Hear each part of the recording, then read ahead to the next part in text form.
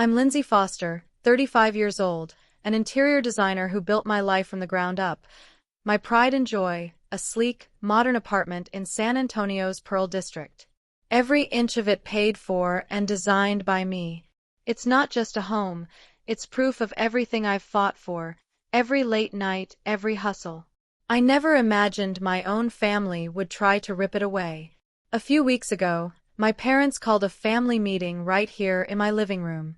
I thought it was just a catch-up, maybe a chance to reconnect after years of distance. But when they sat down with my younger sister and her 2 kids, the air shifted. My father cleared his throat and said, "We've decided your sister needs this apartment more than you do." My stomach dropped. My sister, sitting there with a smug look, didn't even flinch. Her kids were playing on my floor, like they already owned the place. I'd spent years turning this space into my sanctuary, and now my own parents were demanding I hand it over, like my hard work meant nothing. What they didn't know was that I'd uncovered something about my sister's plans, something they'd never see coming. I wasn't about to let my life's work slip through my fingers. Stick around, because what I did next shocked them all. Have you ever had to fight for what's rightfully yours against family? Share your story in the comments below. And don't forget to subscribe to Warth Stories for more real-life drama. When I was little, I grew up in San Antonio, raised mostly by my grandmother in a cozy house with a creaky porch swing. My parents worked long hours in Austin, about an hour's drive away, so I spent my early years with Grandma's warm hugs and stories of old Texas. I was 5 when my younger sister came along, and everything changed. My parents moved back to San Antonio, bringing her into our little world. She was a tiny bundle of energy, always giggling, and I adored her. We'd spend hours building blanket forts or racing bikes down the street, laughing until our sides hurt. I thought we'd be inseparable forever. But even back then, I noticed the difference. My parents doted on her. New dolls, shiny dresses, anything she pointed at in a store. I got hand-me-downs or a pat on the head, told to be a good big sister. I didn't mind at first. I loved seeing her smile. But the gap widened as we grew. When I was 12, Grandma passed away, and it hit me hard. She was my rock, the one who saw me. My parents barely noticed my grief. They were too busy planning a birthday party for my sister, complete with a rented bounce house and a towering cake. I got a card and a used book that year. School became my escape. I threw myself into projects, sketching room designs on notebook margins, dreaming of a future where I could build something of my own. My sister, though, got the royal treatment.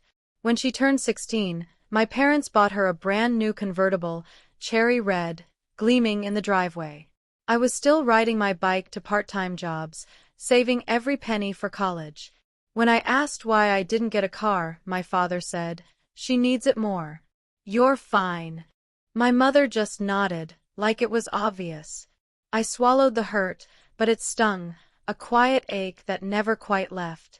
In the years that followed, the favoritism was undeniable. My sister got private tutors, dance lessons, even a trip to Europe for cultural experience. I worked weekends at a local diner, scraping together money for art supplies. I'd come home to find her sprawled on the couch, new phone in hand, while my parents praised her for some minor achievement. I tried talking to them once, asking why things felt so uneven. My mother sighed, saying, "You're strong. You don't need as much help." My father added, "Family means sacrifice." I nodded, but inside I felt invisible. Looking back, I see how it shaped me. Every rejection pushed me to work harder, to prove I didn't need their approval. But it also built a wall between us. My sister and I drifted apart, our childhood closeness buried under years of resentment. I'd see her at family dinners, flashing her charm while my parents hung on her every word. I'd smile, play the part, but the sting of being overlooked never faded.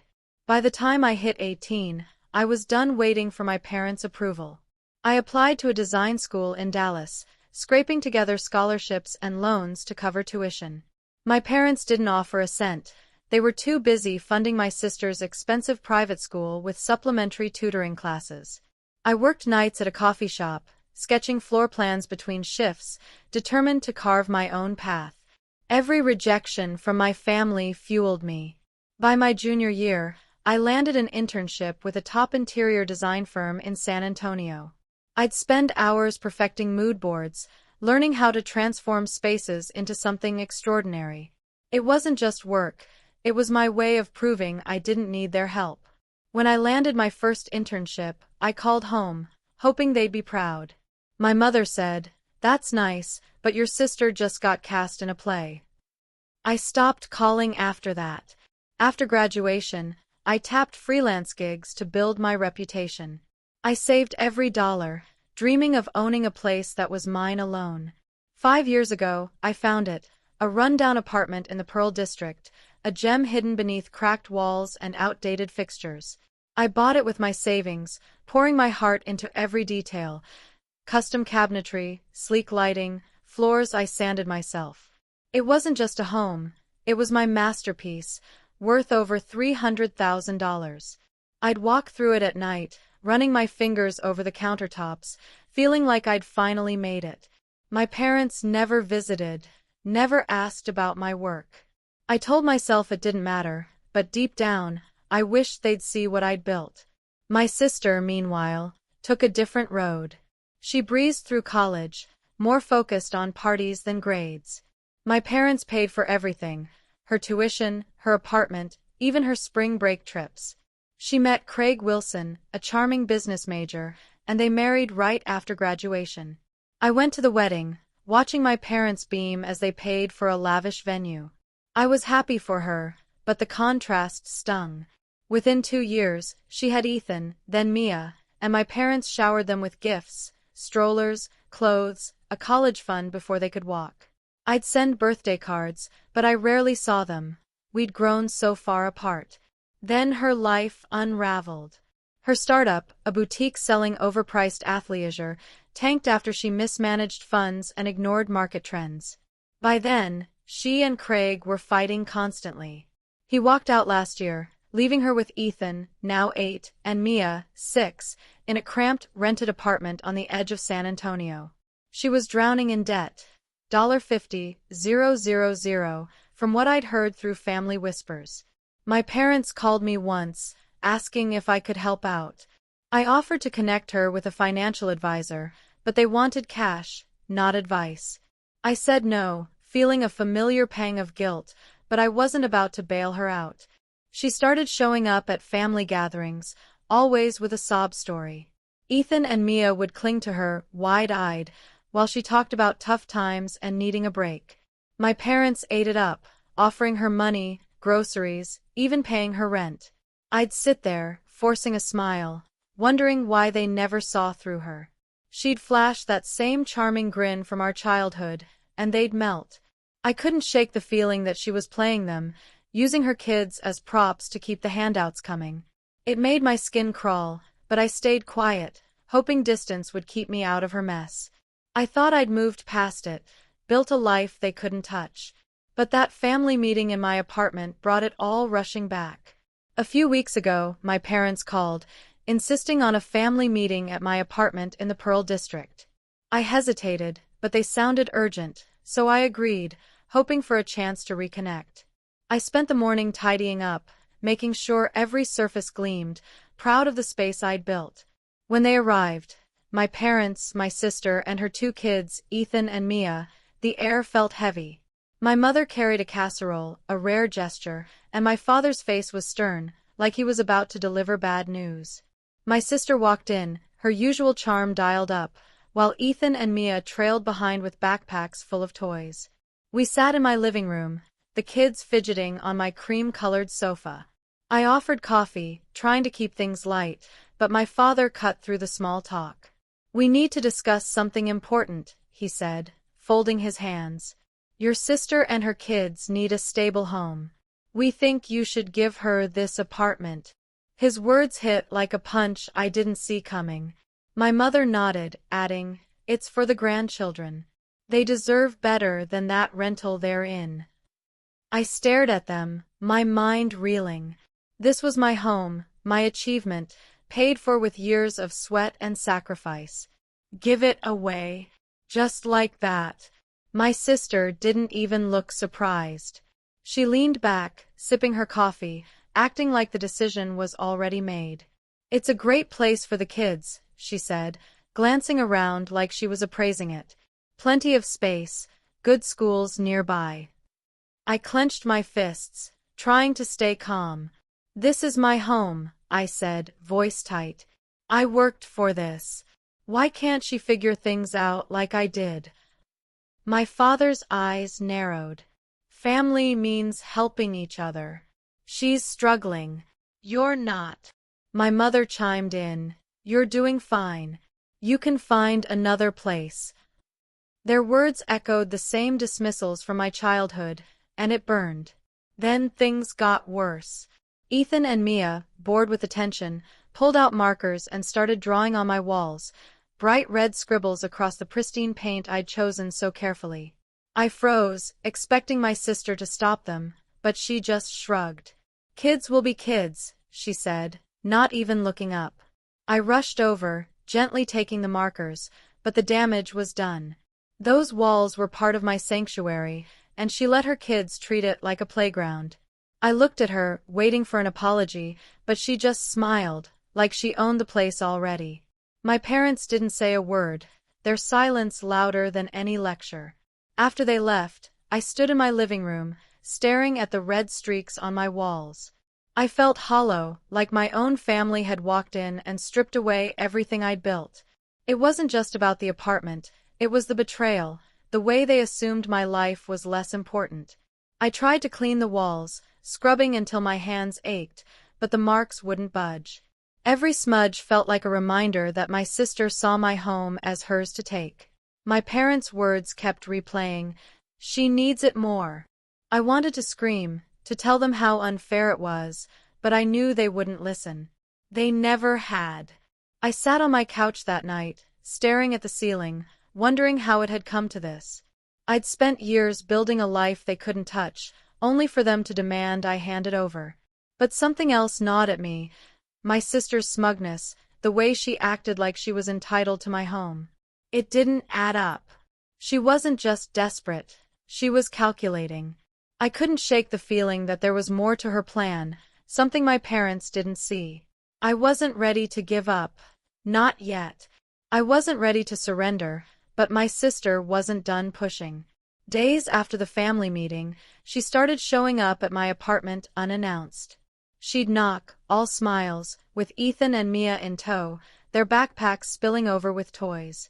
I'd let them in, hoping for a civil visit, but it was always chaos. Toys littered my hardwood floors, juice stains appeared on my rugs. Once, Mia knocked over a lamp I'd spent weeks restoring. I asked my sister to keep an eye on them, but she'd just laugh it off. "It's just a little mess, it's no big deal," she'd say, scrolling through her phone like she lived there. Each visit felt like an invasion, like she was testing how far she could go. It got worse. One afternoon, I came home to find my kitchen a mess. Cereal spilled on the counter, dishes piled in the sink. She'd let herself in with a spare key I'd given my parents years ago for emergencies. I confronted her, voice shaking. "You can't just walk in like this," I said.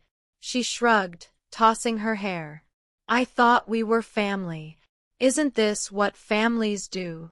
Her nonchalance made my blood boil, but I held back, not wanting to scare the kids. I changed the locks the next day, but the damage was already done. My home didn't feel like mine anymore. Then I found something that stopped me cold. While cleaning up after one of her visits, I noticed a business card on my coffee table. Donna Clark, a local real estate agent.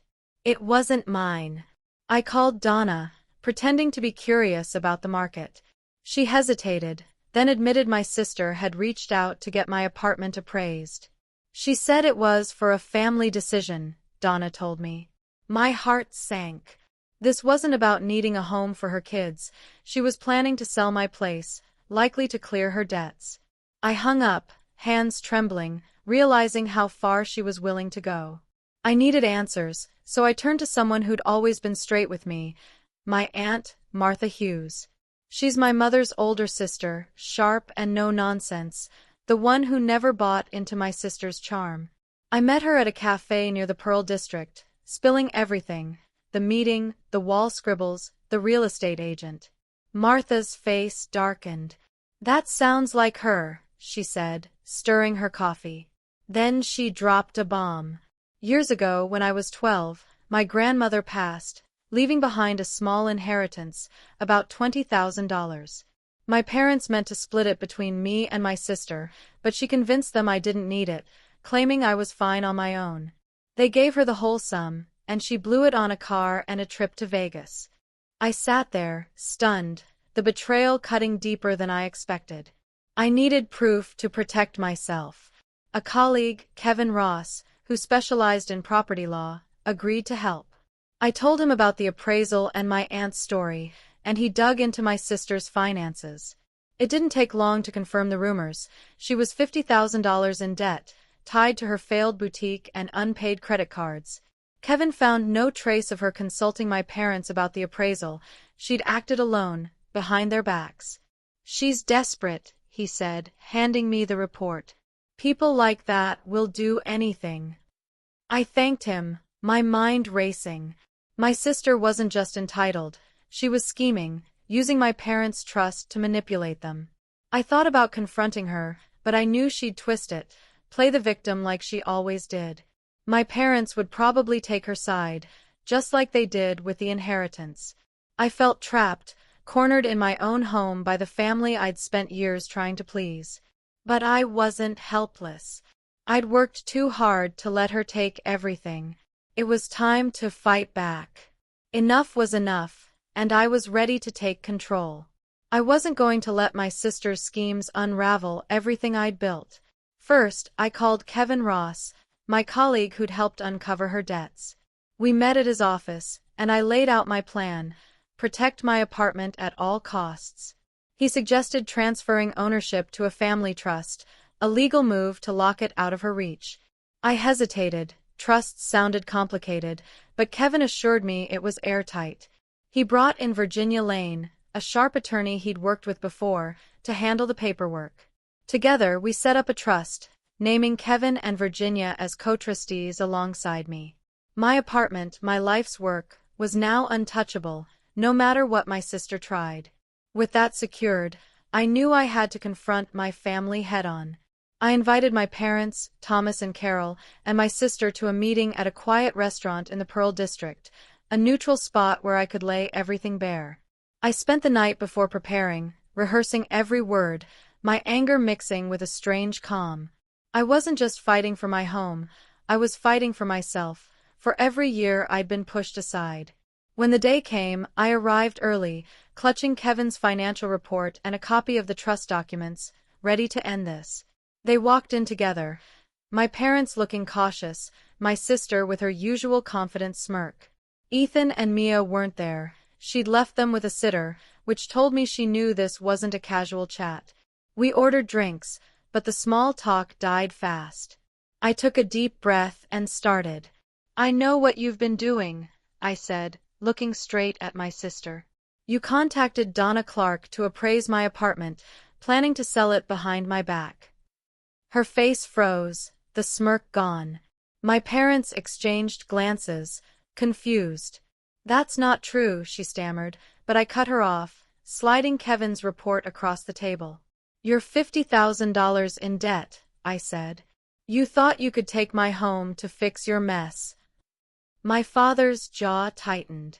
"What's this about?" he demanded. I turned to him, my voice steady. "She's been manipulating you, just like she did with Grandma's inheritance." I explained what Martha Hughes had told me, how my sister convinced them to give her my share of the $20,000 when I was 12. My mother's eyes widened, but she stayed silent. My sister tried to interrupt, her voice rising. "You're twisting everything. I needed help." I didn't flinch. "You've been using your kids, your sob stories, to get what you want," I said.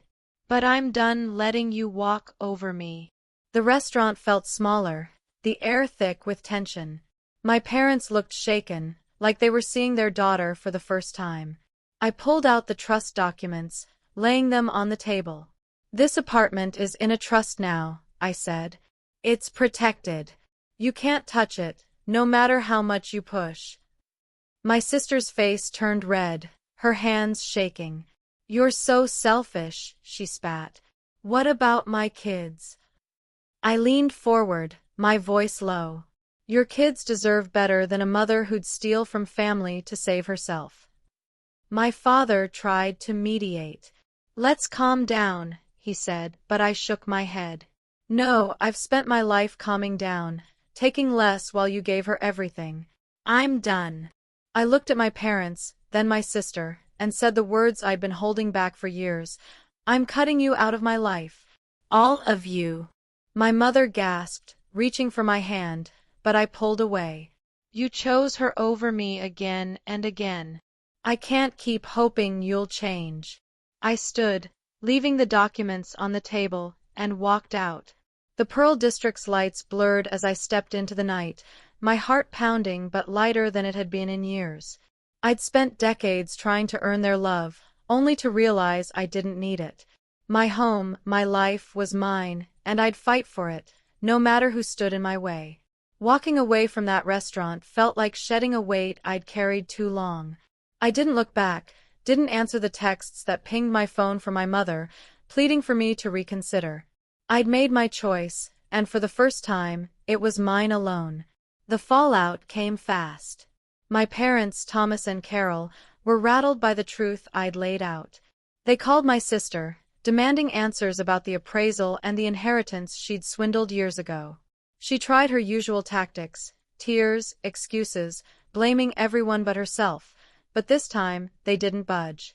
My aunt, Martha Hughes, had already warned them about her patterns, and the evidence from Kevin's report was undeniable. They cut her off, refusing to pay her rent or clear her debts. She was on her own, forced to face the $50,000 she owed without their safety net. I heard through Martha that my sister struggled to keep up. She took a job as a retail manager, working long hours to cover her bills, but the debt weighed heavy. Ethan and Mia were enrolled in public school, no longer propped up by my parents' generosity. She sent me a letter once, a half-hearted apology mixed with complaints about how unfair life was. I didn't respond. Her words felt hollow, like another attempt to pull me back into her chaos. I'd spent years cleaning up after her messes in my heart, her entitlement, her manipulation, and I was done. My parents tried reaching out too, leaving voicemails about family unity. I deleted them. Their silence during my childhood, their favoritism, had built a wall I wasn't ready to tear down. Instead, I turned to the life I'd built from scratch. My career as an interior designer was thriving. I landed a contract with a boutique hotel in the Pearl District, transforming their lobby into a space that turned heads. My days were filled with client meetings, sketching new designs, and sourcing materials that told a story. I leaned on my friends, Kevin Ross, who'd become more than a colleague, and others who'd cheered me on when my family hadn't. We'd meet for drinks at La Gloria, laughing over tacos and margaritas, their support grounding me in a way my family never could. My apartment, still safe in the trust with Kevin and Virginia Lane as co-trustees, felt like home again.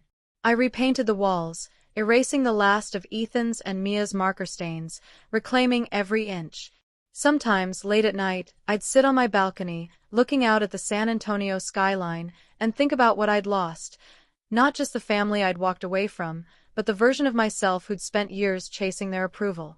I'd grown up believing love meant sacrifice, that I had to give pieces of myself to keep them close. But every time I gave, they took more. My trust, my inheritance, my home. Cutting them off wasn't easy. It felt like carving out a part of my heart. But it was necessary. I'd fought too hard for my peace to let their chaos pull me back. Looking back, I see the lesson clear as day. Protecting your boundaries sometimes means drawing a line no one can cross, even family. It's not about selfishness. It's about survival. My sister's schemes, my parents' blindness, taught me that love shouldn't cost you everything. If I hadn't stood up, hadn't locked my apartment in a trust, hadn't walked out of that restaurant, I'd still be trapped, bending to their demands. Now I'm free, not just to live, but to thrive. To anyone listening, I'd say this: guard your heart, your home, your peace. Sometimes the hardest choice, walking away, is the only way to keep what's yours. If you've ever had to set boundaries with family, share your story in the comments below. Hit like, share this video, and subscribe to Warth Stories for more true stories of strength and survival.